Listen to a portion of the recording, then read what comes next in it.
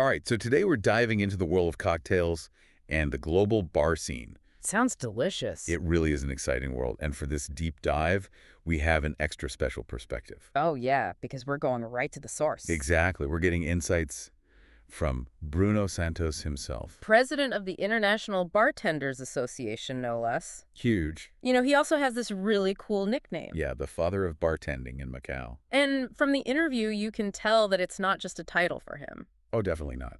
It's almost like he feels this responsibility To the whole craft. to elevate the entire profession. Not just in Macau, but, yeah, globally. And when you think about it, the International Bartenders Association is a pretty massive organization. It's huge, like 70 associations. In almost every continent, even. And they've even expanded into Africa recently. Bruno was super involved with that, too. Yeah, so it all comes back to him being the first president of the Bartenders Association in Macau, He was like setting the stage right from the start, laying the groundwork. inspiring other bartenders. And speaking of setting standards, Bruno talks about these two main styles of bartending. Classic and flair.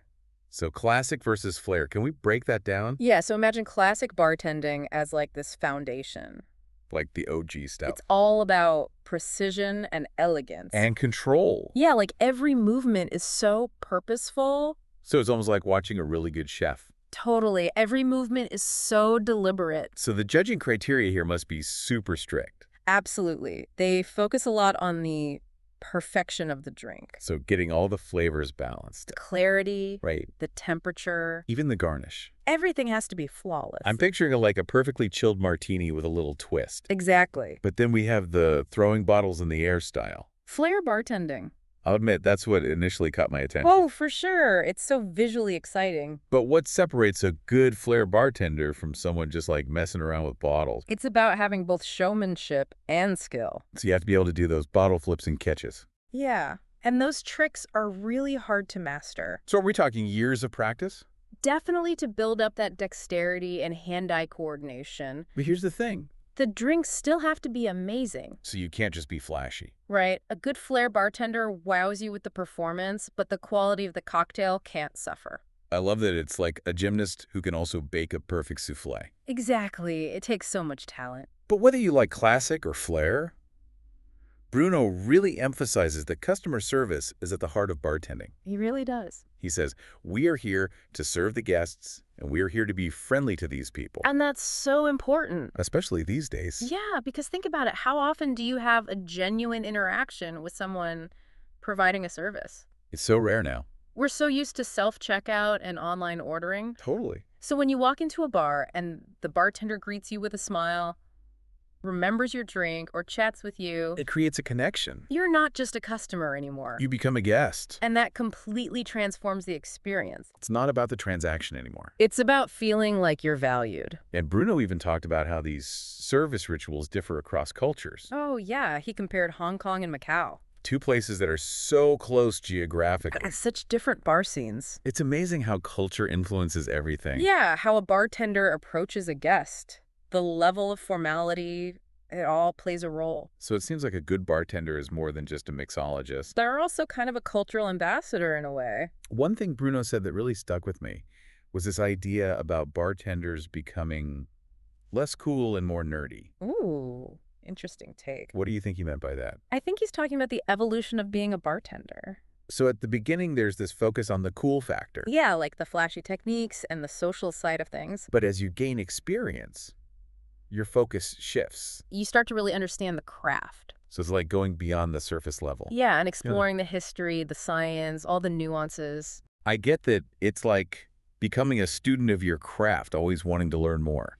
Exactly, and always trying to push your boundaries. And Bruno calls that nerdy. The passion for the craft, the pursuit of excellence. It reminds me of those wine sommeliers. Oh, yeah. They have so much knowledge, but they also tell you these amazing stories about each wine. And I think that's what sets apart a truly great bartender. It's not just about following a recipe. You have to be able to connect with the guest, share your passion, and create a memorable experience. And speaking of memorable experiences, let's talk about Bruno's own bar. Black Lotus. He calls it a creative laboratory. What makes it so unique? Well, it's all about pushing boundaries and blurring the lines between food and drinks. So it's not your average bar. No, it's a full-on culinary experience. where every detail is designed to surprise you. And it sounds incredibly intimate. Yeah, Black Lotus is intentionally small with no set menu. Wow, so it's completely personalized. The bartender can really interact with the guest, learn their preferences, and create something special just for them. So it all comes back to that focus on service and connection. Exactly, and it's not just about the present talk. Black Lotus is also rooted in history. Oh, how so? It combines the speakeasy concept Those hidden bars from American Prohibition. with the history of opium dens in Macau in the 1930s. That's such a cool mix. It creates this really unique atmosphere. So we have one listener who pointed out that while flair bartending gets a lot of attention, it doesn't seem like the industry fully supports it. It's an interesting point, and it's something Bruno addressed head-on. What did he say? He emphasized that the IBA has always included flair bartending in its competitions and training. So it's not that they don't support it. Maybe it's more of a perception issue. And Bruno also mentioned that flair bartending itself has really evolved. Yeah, the tricks are getting more complex and impressive. It's like any art form. It keeps pushing the boundaries. And speaking of exciting things, the World Cocktail Competition is going to be in Macau in 2026. I know that's huge for the city. It shows that Macau is becoming a global destination for cocktail lovers. It really does. Now, I was hoping we'd get a full list of Bruno's favorite bars from the interview. Me too. But it seems like he only mentioned a couple. He did recommend Hope and Sesame in China, though. That's a good start. But maybe this is a challenge for our listeners. If you ever find yourself in Macau, try to track down Bruno, maybe through social media or by visiting Black Lotus. And see if you can get some more recommendations. From the father of bartending himself. What a great idea. So before we move on to part 2, What are the big takeaways from this first part of our deep dive? what should our listeners be thinking about?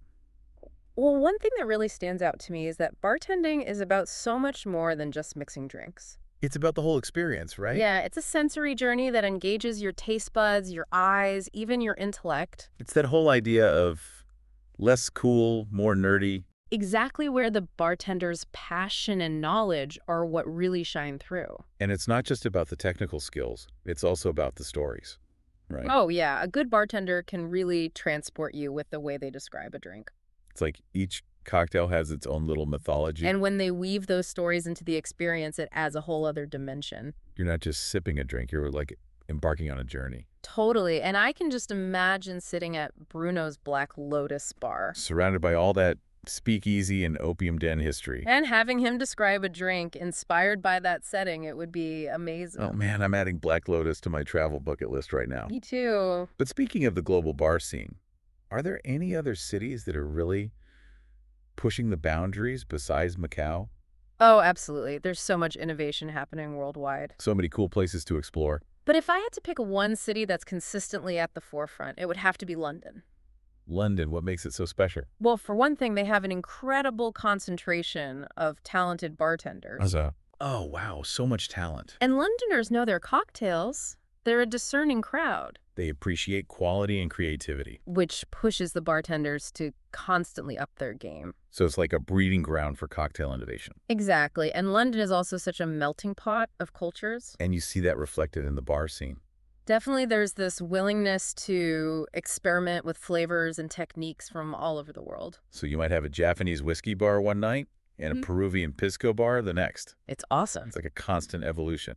What are some of the trends you've noticed lately? One thing that's been really interesting is this focus on sustainability and local ingredients. Oh, yeah. Bartenders are getting so creative with seasonal produce foraging, even using food waste to make syrups and infusions. Wow. So it's like the farm-to-table movement has finally reached the cocktail world. Totally. And it's not just about being friendly, it's about reducing their environmental impact and supporting local producers. So you might find a bar that's working with a farm down the road, or using leftover citrus peels to make their own bitters. That's so cool. It adds another layer of thoughtfulness to the experience. For sure. So we've got London pushing boundaries with sustainability, Macau embracing its history. It seems like the global cocktail scene is in a really exciting place. It really is. And Bruno, with his role at the IBA, has a front row seat to all of it. And he's not just observing these trends, he's actively championing the profession.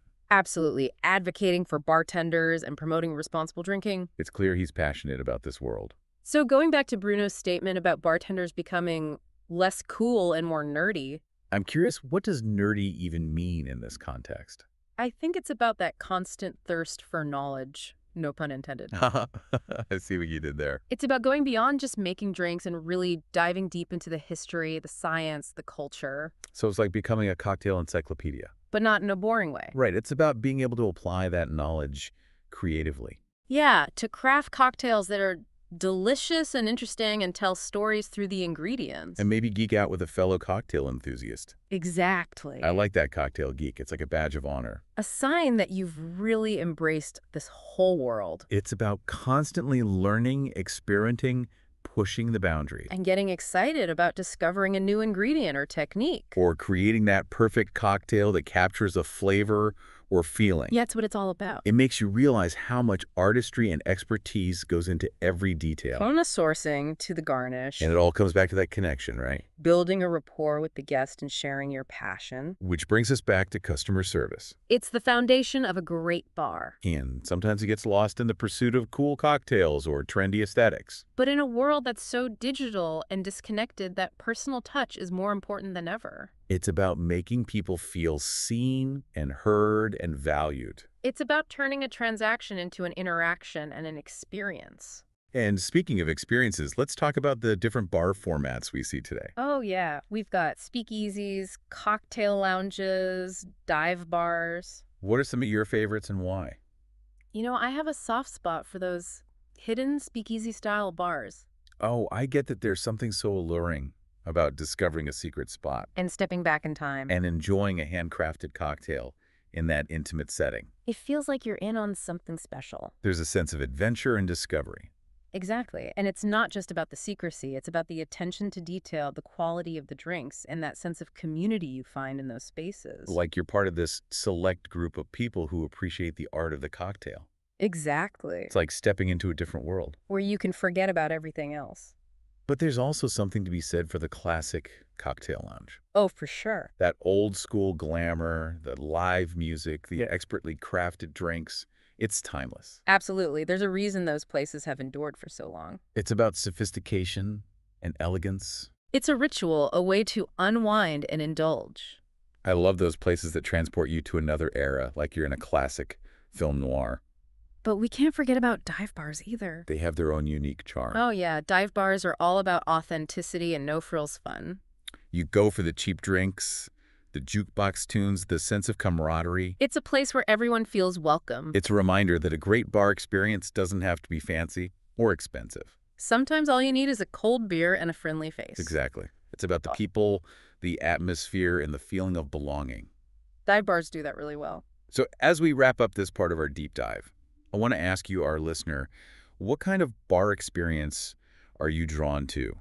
What are the elements that create a truly memorable night out for you? There really is a bar for everyone out there. And I think that's what makes exploring the world of cocktails so much fun. You get to discover all these different experiences. You can step outside your comfort zone and try something new. You know, as we've been talking about all this with Bruno, I'm really struck by how much creativity goes into making a cocktail experience special. It's an art form for sure. It's like blending technical skills with history and culture. And of course, you need a deep understanding of all those flavors. Right. It's not just about what tastes good.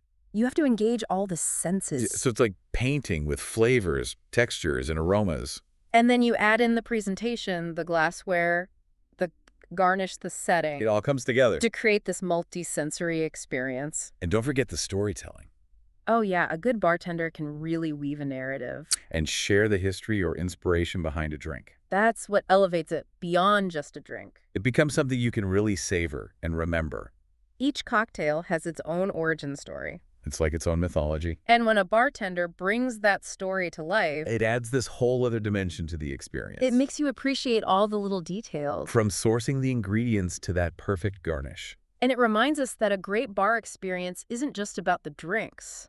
It's about the people. It's about those interactions. It's about hospitality in its purest form. making people feel welcome and valued. Which brings us right back to Bruno's point about customer service. Yeah, it's more than just a transaction. You're building a rapport.